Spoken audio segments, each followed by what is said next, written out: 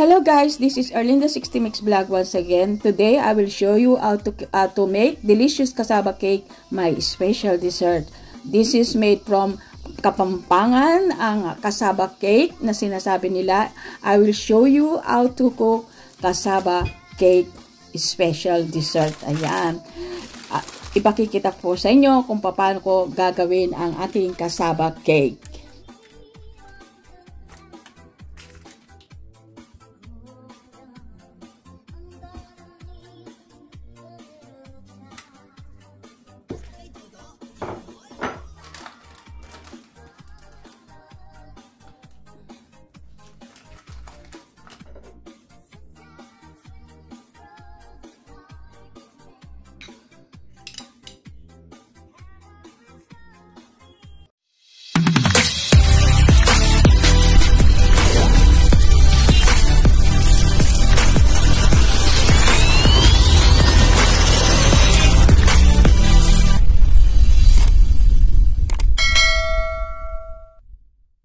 Ito yung mga ingredients niya. 3 medium-sized eggs, 500 grams grated cassava, 1 can condensed milk, at saka 1 can of coconut milk. At meron tayong 2 tablespoons of vanilla. At lalagyan natin siya ng butter as well. At pinch of salt and lalagyan din natin siya ng grated cheese. At ayan guys.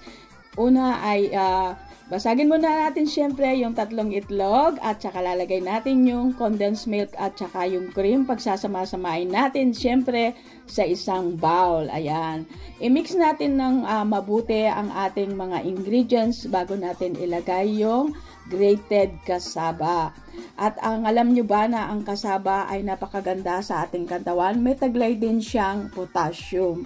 At sabi nila napakaganda ng cassava sa ating katawan, lalo na yung mga may edad na sa rayuma. Ang cassava daw pala ay marami pong benefits sa ating katawan na hindi natin nalalaman. Ayan. At ako po ay hindi ko po siya nilalagyan ng asukal. Yung iba nilalagyan pa nila ng asukal, pero mas okay na yung condensed milk kasi sobrang tamis na po yun. At konting pinch of salt lang ang ilalagay natin dahil po yung gagamitin natin dito na cheese ay meron salted na po siya, kaya no need much more on salt po. At hindi po maganda yung salted sa cassava. So, ito po siya, nilagyan lang natin siya ng 2 tablespoons of vanilla. At pagkatapos na natin na mix, ilagay natin sa ating baking pan. Kagaya nito na nilagyan ko na ng parchment paper. Ayan. At pagkatapos po, ay itaktak mo lang, tak, tak, tak. Ayan. Pagkatapos, i-oven natin siya ng 250 centigrade Fahrenheit. At pagkatapos po, mga 45 to 50 minutes. At titingnan lang natin kung paano siya maluto ng maayos sa 45 to 50 minutes. At bago po yan, ilagay na natin yung grated cheese sa taas. At magtitira po tayo ng konti dahil pag naluto pa po siya, ay lalagyan pa rin natin siya ng yung grated cheese, butter, at saka po yung condensed milk. Itatoppings pa rin po natin dyan. So, ayan, eto na po siya. Ayan, siguraduhin lang po natin na ma-spread natin lahat yung ating keso. Medyo nabubulan na po si Mommy Loves nyo. Ayan. At hindi pa man, naamoy ko na ang sarap ng aking ginagawang cassava cake. At eto na nga po guys, medyo naluto na siya. At itatopping na natin yung ating natirang condensed milk at saka po yung keso at meron po siyang butter na minix ko na po dito. Pasensya na po kasi hindi ko na alam na na-off na naman po yung aking camera, kaya hindi ko napakita sa inyo kung paano ko po minix yung butter at saka po yung condensed milk at cheese. At makikita nyo hindi gaanong madami ang nilagay ko kasi sobrang tamis na po niyan, kaya konti lang ang itatampings natin para lang po magandang tingnan yung ating cassava cake. At eto na guys, luto na ang ating cassava cake. O ayan o, looking yummy na talaga. Naku, nakakapaglaway naman talaga na. O tingnan ninyo, ang sarap ng itsura. At alam nyo ba na pwede natin pang negosyo ito.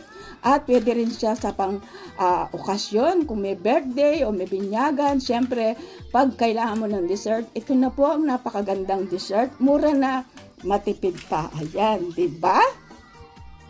So, ayan, slice na natin siya at titikman na po natin siya, guys, kung gaano kasarap ang ating cassava cake special dessert. O, ayan. At saan ka pa? Kay Erlinda 60 Mix Vlog, thank you po sa mga subscribers ko, sa mga lahat ng kaibigan ko na sumusuporta kay Erlinda 60 Mix Vlog. Maraming salamat po. At kapag nagustuhan nyo ang video na ito, please like and share naman po. At subscribe mo naman po. Siyempre, para po dumami yung subscriber ni Erlinda 60 Mix Vlog. Ayan, looking yummy na. Tikman na natin siya, guys. At ayan, naku, ang sarap nito. Tamang-tama sa kape at tsaa. At tara na, kain na tayo.